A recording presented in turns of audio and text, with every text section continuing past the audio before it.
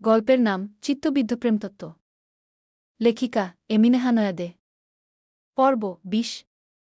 জানালার কাচ ভেদ করে আসা ভোরের স্নিগ্ধ আলোয় অরার ঘুম ভাঙল। ঘুম থেকে উঠেই সে আর বিছানায় অলসতা করে পড়ে রইল না। একরাশ ক্লান্তি আর মনের ভেতরের দ্বিধা কাটাতে সে প্রথমেই বাথরুমে গিয়ে সম্পূর্ণ গোসল সেরে নিল। আয়নার সামনে দাঁড়িয়ে নিজের ভেজা চুলগুলো আলগা করে পিঠের উপর ছড়িয়ে দিয়ে সে একটা সিম্পল হালকা রঙের গাউন পরে নিল। কোনো রকম সাজগোজ ছাড়াই তাকে এক পবিত্র পায়রার মতো শান্ত দেখাচ্ছিল। ঘর থেকে বেরিয়ে অলিন্দ পেরিয়ে সে ধীর পায়ে সিঁড়ি বেয়ে নিচে নেমে এল। পুরো ক্যাসেল তখনও নিস্তব্ধ। ওরা কিচেনের দিকে এগিয়ে যেতেই দেখল সেখানে অলরেডি মিনসা দাঁড়িয়ে আছে। তার মুখাবয়ব প্রচণ্ড গম্ভীর এবং সে অত্যন্ত যান্ত্রিক হাতে ব্রেকফাস্ট বানাচ্ছে। মিনসাকে অমন্থমথমে মুখে কাজ করতে দেখে ওরা কিছুটা ইতস্তত করল, তার পা দুটো যেন কিচেনের চৌকাঠে এসে থমকে গেল। পরক্ষণেই বুকে কিছুটা সাহস সঞ্চয় করে সে ধীর পায়ে মিনসার কাছে এগিয়ে গেল। খুব নিচু ও নরম গলায় জিজ্ঞেস করল, মিনসা আপু, কোনো সাহায্য করব? মিনসা প্যান থেকে অমলেটটা প্লেটে নামাতে নামাতে ওরার দিকে একবারও না তাকিয়ে অত্যন্ত গম্ভীর ও রুক্ষ মুখে সরাসরি মানা করে দিল, না লাগবে না, আমি একাই সব করতে পারি। মিনসার এই চড়া আর উদাসীন সুরের রুক্ষ আচরণে ওরার মনটা নিমেষেই খারাপ হয়ে গেল।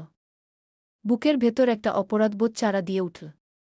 সে নিজের দুই হাতের আঙুলগুলো একসাথে চেপে ধরে মাথা নিচু করে মিনমিনিয়ে বলল, আই অ্যাম রিয়েলি সরি আপু গো। মিনসা ওভেনের সুইচটা বন্ধ করার ফাঁকে এবার ঘাড় ঘুরিয়ে ওরার দিকে তাকাল। তার চোখে এক চিলতে শীতল কৌতূহল। সে সোজা হয়ে দাঁড়িয়ে কাজের মাঝেই জানতে চাইল, সরি? কিন্তু সরি কিসের জন্য? ওরা এবার মিনসার চোখের দিকে তাকানোর সাহস পেল না। সে মেঝেতে দৃষ্টি নিবদ্ধ রেখেই অপরাধীর মতো সুর মিলিয়ে বলল, এই যে, এভাবে হুট করে আমাদের বিয়েটা হয়ে গেল, তারপর কাউকে কিছু না বলেই আমরা এত বড় একটা সিদ্ধান্ত নিয়ে নিলাম গো। ওরার কথা শুনে মিনসার ঠোঁটের কোণে এক সামান্য তাচ্ছিল্য মেশানো মুচকি হাসি ফুটে উঠল। সে একটা দীর্ঘশ্বাস ফেলে অত্যন্ত উদাসীন গলায় বলল, আরে এসব নিয়ে এত কিসের ভাবার আছে তোমার? আমি কে বলতো এই বাড়ির? কেউই না। তোমাদের লাইফ, তোমরা নিজেদের ডিসিশন নিজেরা নিয়েছ, এতে আমার কি করার থাকতে পারে? আমি কিছু বলারই বা কে? মিনসার এই কথার পেছনের অভিমানটুকু বুঝতে ওরার এক সেকেন্ডও সময় লাগল না। ইত্তিক তার আপন ভাই, অথচ এত বড় একটা বিয়ের সিদ্ধান্ত সে মিনসাকে আড়ালে রেখেই নিয়ে নিল। কিচেনের সেই থমথমে আবহ আর মিনসার রুক্ষ কথাবার্তার সুরের মাঝেই সে আচমকা ওরার গাউনের গলার দিকটায় এবং তার অবয়বে তীব্র নজর বুলিয়ে হুট করে এক অদ্ভুত প্রশ্ন করে বসল, তোমাদের মাঝে কি সবকিছুই হয়েছে? মিনসার এমন আকস্মিক ও সরাসরি প্রশ্নের ইঙ্গিতটা শুরুতে ওরা ঠিক বুঝতে পারল না। কিন্তু পরক্ষণেই মিনসার চোখের তীক্ষ্ণ চাউনি আর প্রশ্নের অন্তর্নিহিত অর্থটা মগজে আছড়ে পড়তেই ওরা লজ্জায়, ভয় আর চরম অস্বস্তিতে একদম কুঁকড়ে গেল। তার ফর্সা গাল দুটো এক লহমায় টকটকে লাল হয়ে উঠল। সে কোনোমতে আমতা আমতা করতে করতে অত্যন্ত আড়ষ্ট হয়ে মাথা নাড়ল, যার অর্থ হ্যাঁ হয়েছে। মিনসা একটা চরম বিরক্তি আর ভারী শ্বাস ফেলে ওরার দিক থেকে নজর সরিয়ে নিল। সে কাউন্টারে রাখা কফির মগটা হাতে নিতে নিতে হিত্তিকের উদ্দেশ্যে মনে মনে প্রচণ্ড ক্ষোভের সাথে বিড়বিড় করে উঠল, যত বড় অসভ্য! এটা তো হওয়ারই ছিল। মেয়েটাকে পুরোপুরি নিজের জালে না জড়ানো অবধি ওর তো শান্তি হতো না। কিছুক্ষণ পর ক্যাসেলের বিশাল ডাইনিং টেবিলে সবাই ব্রেকফাস্টের জন্য জড়ো হল। পরিবেশটা অদ্ভুত রকম শান্ত ও গম্ভীর। মিনসা একদম চুপচাপ মুখে ঋত্বিকের প্লেটে খাবার সার্ভ করে দিচ্ছিল। ওরা পাশে দাঁড়িয়ে মিনসাকে হেল্প করার জন্য হাত বাড়াতে চাইলে মিনসা চোখের ইশারায় তাকে শক্তভাবে মানা করে দিল এবং নিজে একাই সবটা করল। ঋত্বিক নিজের ডেনিমসের পকেটে এক হাত গুজে চেয়ারে আরাম করে বসে নিজের বোনের এই গম্ভীর ভাবমূর্তি আর মানবিমানের রূপটা বেশ উপভোগী করছিল। তার ঠোঁটের কোণে সেই চেনা তির্যক হাসিটা খেলা করছিল। তবে টেবিলে তাদের মাঝে খুব একটা কথাবার্তা হল না। কেমন একটা নিরেট, চুপচাপ স্তব্ধতার মাঝেই ব্রেকফাস্টের সময়টুকু কেটে গেল। ব্রেকফাস্ট শেষ করে ঋত্বিক নিজের ঘড়ির দিকে তাকাল। তার ভার্সিটিতে যাওয়ার সময় হয়ে গেছে। সে জ্যাকেটটা গায়ে চাপাতে চাপাতে ওরার দিকে চেয়ে গম্ভীর অথচ কামুক গলায় বলল, রেডি হয়ে নে, ভার্সিটি যেতে হবে। I don't want you to miss your classes গে। ওরা কিছুটা ইতস্তত করে ঋত্বিকের সামনে এসে দাঁড়াল। সে মিনশার একাকিত্বের কথা চিন্তা করে এবং আজকের দিনটা ক্যাসলেই কাটানোর উদ্দেশ্যে বলল। আজকের দিনটা না হয় থাক না, হৃত্বিক। কাল থেকে নিয়মিত যাব। মিনশা আপু বাড়িতে একা থাকবে। ওনারও একটু ভালো লাগবে। আমি আজ ওনার সাথেই থাকি। হৃত্বিক অরার মুখের দিকে তাকাল। অরা যেভাবে মিনশার জন্য হ্যানত্যান বুঝিয়ে আবদার করছে তা দেখে হৃত্বিক তার ভেতরের নরম উদ্দেশ্যটা খুব ভালো করেই বুঝতে পারল। সে এক চিলতে হেসে অরার চিবুকটা আলতো করে ছুঁয়ে দিয়ে বলল, তুই কিন্তু দিন দিন বেশ ভালো পড়া চোর হয়ে উঠছিস, প্রেম। ব্যাপার না, আজকের দিনটা ছাড় দিলাম। কিন্তু কাল থেকে দেখব তুই কিভাবে ক্লাসে না গিয়ে পাসকে। হৃত্বিক তার স্বভাবসুলভ গাম্ভীর্য আর দম্ভ নিয়ে অরাকে শাসিয়ে ক্যাসেল থেকে বেরিয়ে নিজের গাড়ির দিকে চলে গেল। সারাদিন কেটে গেল। সন্ধ্যা নাগাদ নিজের রাইডিং ক্লাবের যাবতীয় জরুরি কাজকর্ম এবং ডিলগুলো চুকিয়ে হৃত্বিক যখন আবার ক্যাসলে ফিরে এল, তখন বাইরের আকাশ পুরোপুরি অন্ধকার। গাড়ি পার্ক করে ক্যাসেলের মেইন ডোর দিয়ে ভেতরে প্রবেশ করতেই হৃত্বিক চরম অবাক হল। পুরো লিভিং রুম জুড়ে তখন এক অদ্ভুত সুন্দর, প্রাণবন্ত পরিবেশ। সে স্পষ্ট শুনতে পেল অরা আর মিনশা দুজনে মিলে সোফায় বসে প্রচণ্ড হাসিমজা করছে এবং তাদের খিলখিল হাসির আওয়াজে বিশাল হলরুম মুখরিত হয়ে উঠেছে। হৃত্বিক কিছুটা ভ্রু কুঁচকে দরজার মুখে দাঁড়িয়ে এই অভাবনীয় দৃশ্যটা অত্যন্ত বিস্ময় নিয়ে দেখল। যে দুই নারী সকালে একে অপরের দিকে তাকাচ্ছিল না, তারা এখন এভাবে হাসাহাসি করছে। সে ধীর পায়ে ভেতরের দিকে প্রবেশ করল। তার পায়ের আওয়াজ পেয়ে দুজনেই হাসি থামিয়ে তার দিকে তাকাল। হৃত্বিক তাদের সাথে হালকা কিছু কথাবার্তা বলল। সারাদিনের ক্লান্তি ভুলে হৃত্বিক নিজের ফর্মাল ড্রেসেই সোফায় আরাম করে গা এলিয়ে দিল। মাথাটা পেছনের দিকে হেলিয়ে দিয়ে দুহাতে কাঁধ পর্যন্ত সিল্কি চুলগুলোতে ব্যাক ব্রাশ করল। তবে মিনশা অরার সাথে খুব প্রাণবন্ত হয়ে কথা বললেও লক্ষ্য করা গেল সে হৃত্বিককে কিভাবে যেন বারবার এড়িয়ে যাচ্ছিল। তবুও সব কিছুই ঠিকঠাকই চলছিল। কিন্তু ঠিক তখনই হঠাৎ করেই ক্যাসেলের মেইন কলিংবেলের তীক্ষ্ণ আওয়াজটা ঝনঝন করে বেজে উঠল। সেই আচমকা আওয়াজে তিনজনেরই হাসিমজার ধ্যান এক নিমেষে ভেঙে গেল। লিভিং রুমে আবার সেই চেনা নীরবতা নেমে এল। হাসিমজার তালে অরাই সবার আগে সোফা ছেড়ে উঠে দাঁড়াল। সে নিজের গাউনের ঘেরটা কিছুটা ঠিক করে নিয়ে বেশ ফুরফুরে গলায় বলল, আমি দেখছি আসছি, কে এসেছে গি। সে দ্রুত পায়ে এগিয়ে গিয়ে ক্যাসেলের বিশাল কাঠের দরজাটা একটানে খুলে দিল। কিন্তু দরজাটা খোলা মাত্রই অরার শরীরের সমস্ত রক্ত যেন এক সেকেন্ডে জমাট বেঁধে গেল। সে সম্পূর্ণ স্তব্ধ পাথর হয়ে দরজার মুখে দাঁড়িয়ে রইল। বাইরের আবছা আলোছায়ার মাঝে অত্যন্ত দামি ও মডার্ন ওয়েস্টার্ন ড্রেস পরে হাতে এক জোড়া বিলাসবহুল লাগেজ নিয়ে অত্যন্ত হাসিখুশি মুখে দাঁড়িয়ে আছেন স্বয়ং তার মা, অ্যানা উইন্টার্স। অরাকে অমন বোকার মতো দাঁড়িয়ে থাকতে দেখে অ্যানার মুখে এক অদ্ভুত নাটকীয় ও চতুর হাসি ফুটে উঠল। সে এক কদম এগিয়ে এসে নিজের লাগেজগুলো একপাশে রেখে অত্যন্ত ড্রামাটিক স্টাইলে অরাকে দুই বাহু বাড়িয়ে শক্ত করে জাপটে জড়িয়ে ধরল। নিজের দুই হাত অরার পিঠে চেপে ধরে চাপা এক আদুরি স্বর মিশিয়ে অরার কানের একদম কাছে মুখ ঠেকিয়ে ফিসফিস করে বলল, মাই প্রিন্সেস, মাই অরোরা। অরার চোখমুখ ততক্ষণে তার মাকে দেখে পুরোপুরি শুকিয়ে কাঠ হয়ে গেছে, কলিজা শুকিয়ে যেন মুখের কাছে চলে এসেছে। তার মায়ের এই আগমনের মানে যে কি তা সে খুব ভালো করেই টের পাচ্ছিল। কিন্তু সে যে আজই এই মাঝরাতে এখানে হাজির হবে তা সম্পূর্ণ অকল্পনীয় ছিল। এদিকে লিভিং রুমের ভেতরে দরজার বিপরীতে উল্টো ঘুরে সোফায় বসে থাকা হৃত্বিক আর মিনশা দরজার কাছের এই নীরবতা ও আগন্তুকের পরিচয় জানার জন্য একত্রে কৌতূহলী গম্ভীর গলায় বলে উঠল, কে এসেছে ওরা? অরা আতঙ্কে কাঁপা উত্তরে কিছু বলবে তার আগেই অ্যানা উইন্টার্স অরার কাঁধ থেকে নিজের মাথাটা তুলল। তারপর লিভিং রুমের ভেতরের দিকে তাকিয়ে নিজের ঠোঁটের কোণে দুনিয়ার সবচেয়ে চতুর একগাল হাসি ফুটিয়ে স্পষ্ট স্বরে ঘোষণা করল, it's me, Anna Winters. It's me, Anna Winters. ক্যাসেলের সদর দরজার মুখে দাঁড়িয়ে থাকা নারীটির মুখ থেকে বের হওয়া এই একটিমাত্র বাক্য যেন পুরো লিভিং রুমের চনমনে প্রাণবন্ত বাতাসকে এক লহমায় স্তব্ধ করে দিল। পুরো হল রুমে আচমকা এক অদ্ভুত রহস্যময় আর থমথমে আবহ আছড়ে পড়ল। নামটা কানে যাওয়া মাত্রই লিভিং রুমের ভেতরে উল্টো ঘুরে সোফায় বসে থাকা হৃত্বিক আর মিনশা দুজনেই একসাথে বিদ্যুৎ গতিতে পেছনে মুখ ফিরিয়ে তাকাল। দরজার আবছা আলোছায়ায় দাঁড়িয়ে থাকা পরিচিত মুখটা চিনতে তাদের কারোরই খুব একটা দেরি হল না। মিনশা নিজেকে কোনোমতে শান্ত রাখতে পারলেও হৃত্বিক সম্পূর্ণ ব্যর্থ হল। তার নীলবাদামি চোখের মণি দুটো এক লহমায় কুচকুচে অন্ধকার হয়ে উঠল, চোয়াল ক্রমশই শক্ত নিরেট পাথরের মতো আকার ধারণ করল। ইত্তিকের ভেতরের এই জান্তব পরিবর্তনটা পাশ থেকে মিনসার তীক্ষ্ণ নজরে এড়াল না। সে বুঝল ঋত্বিক যেভাবে নিজেকে ভাঙার উপক্রম করছে তাতে পরিস্থিতি যে কোনো মুহূর্তে হাতের বাইরে চলে যাবে। তাই নিজেই পরিস্থিতি সামাল দিতে মিনসা দ্রুত সোফা ছেড়ে উঠে দাঁড়াল এবং ধীর কিন্তু পায়ে অরাদের দিকে এগিয়ে গেল। মিনসাকে এগিয়ে আসতে দেখে অরা চরম অস্বস্তির মাঝেই কিছুটা ইশারা করে দুজনের পরিচয় করিয়ে দেওয়ার চেষ্টা করল। সে শুকিয়ে যাওয়া গলায় আমতা আমতা করে বলল, মিনসা আপু। ওনারা? মানে উনি আমার মা। আর মা, উনি মিনসা আপুগু।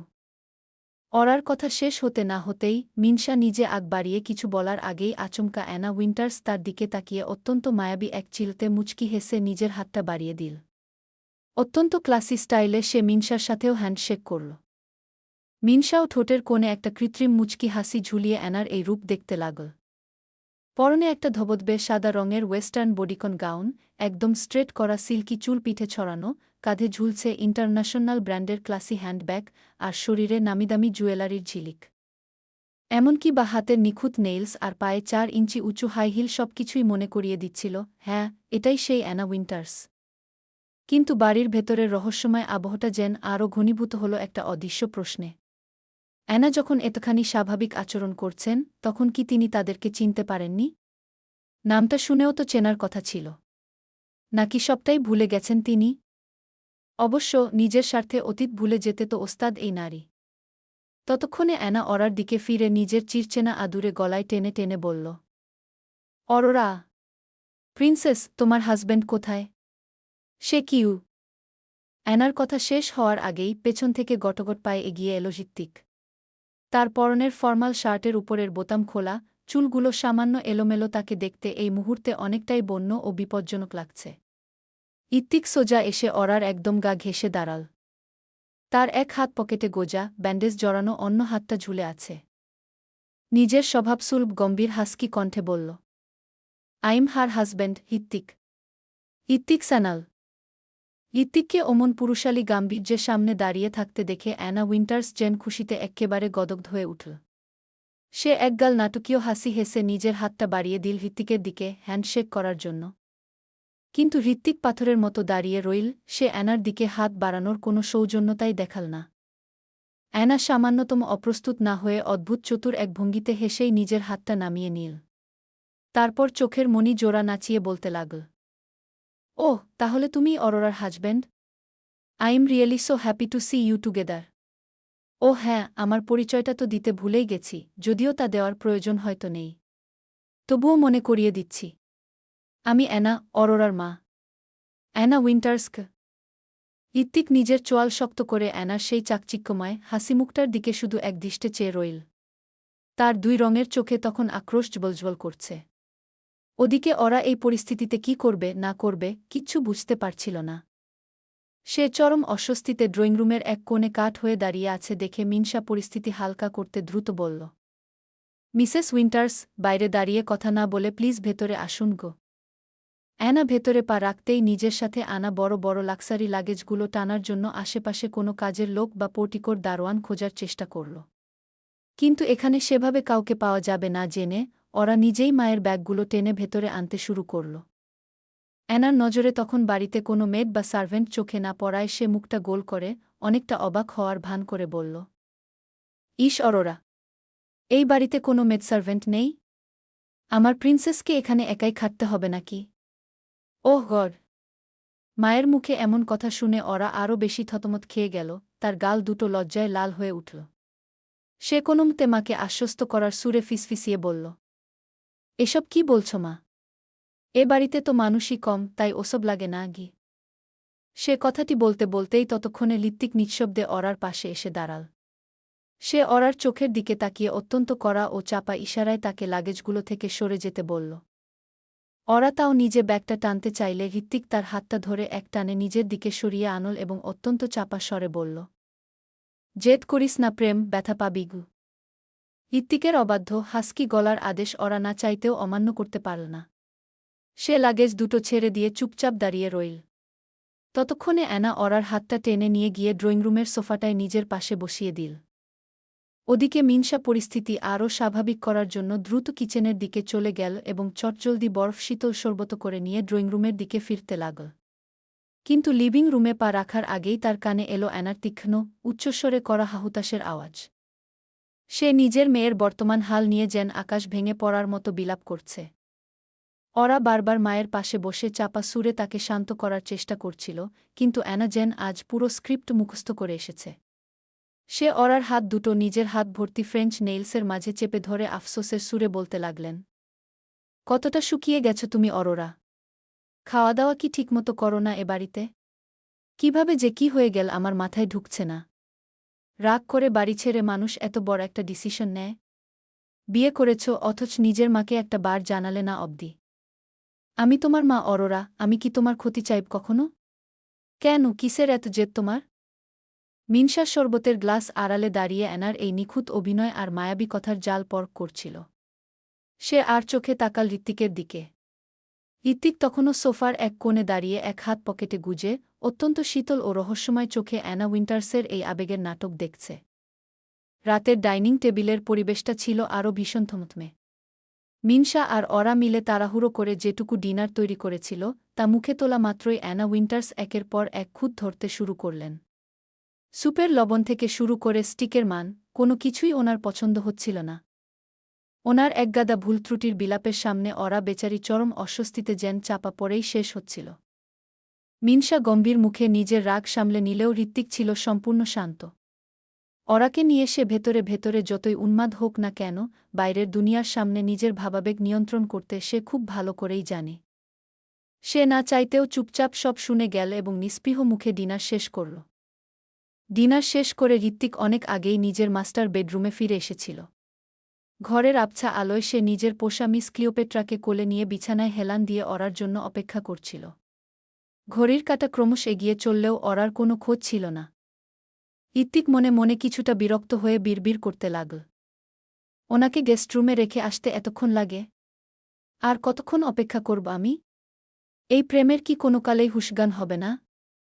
দেখতে দেখতে ঘড়ির কাঁটা যখন রাত 11:30 ছুল, তখন ঋত্বিক আর ধৈর্য ধরে রাখতে পারল না। সে ফোন হাতে নিয়ে ওরাকে সরাসরি টেক্সট মেসেজ পাঠাল। কিন্তু ওপাশ থেকে ওরার রিপ্লাই দেখে সে স্তব্ধ হয়ে গেল। ওরা তাকে অবাক করে দিয়ে রিপ্লাই করেছে, আম্মুর সাথে গল্প করছি। আপনি প্লিজ কষ্ট করে আজ একাই ঘুমিয়ে পড়ুন, আমি আজ রাতে না হয় আম্মুর সাথে থাকি। মেসেজটা দেখে ঋত্বিক কিছুক্ষণ চুপচাপ বসে রইল। ওরা তাকে এভাবে এড়িয়ে যাচ্ছে সেটা সে মেনে নিতে পারল না। দুদিন আগেও ওরা তার মাকে যেভাবে অপছন্দ করত তা ঋত্বিক ভালো করেই জানে।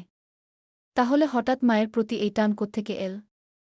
আর তার চেয়েও বড় বিষয়, ওরা দুজনে এত রাতে কি গল্প করছে?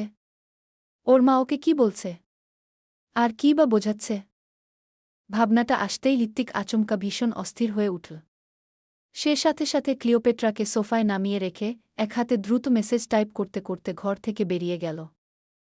এই মুহূর্তে আমার কাছে আয়। অবাধ্য হলে খুব বাজে কিছু করে ফেলব আমি। ওরা মেসেজটা সাথে সাথে সিন করল, কিন্তু কোনো উত্তর দিল না। এতে ঋত্বিক আরও বেশি ক্ষিপ্ত হয়ে উঠল। সে ফোনটা দ্রুত ট্রাউজারের পকেটে গুজে দিল। তারপর দুহাতে নিজের বড় বড় চুলগুলো পেছনের দিকে ব্যাকব্রাশ করতে করতে অত্যন্ত অস্থির পায়ে গেস্টরুমের দিকে এগোতে লাগল।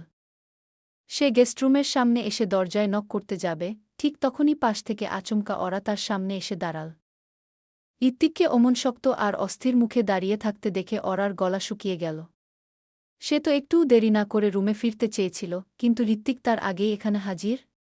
ওরা অবাক হয়ে চাপা সুরে বলল, ঋত্বিক, আপনি এভাবে ঋত্বিক তাকে আর কিছু বলার সুযোগ দিল না। মেয়েটার হাত শক্ত করে চেপে ধরল।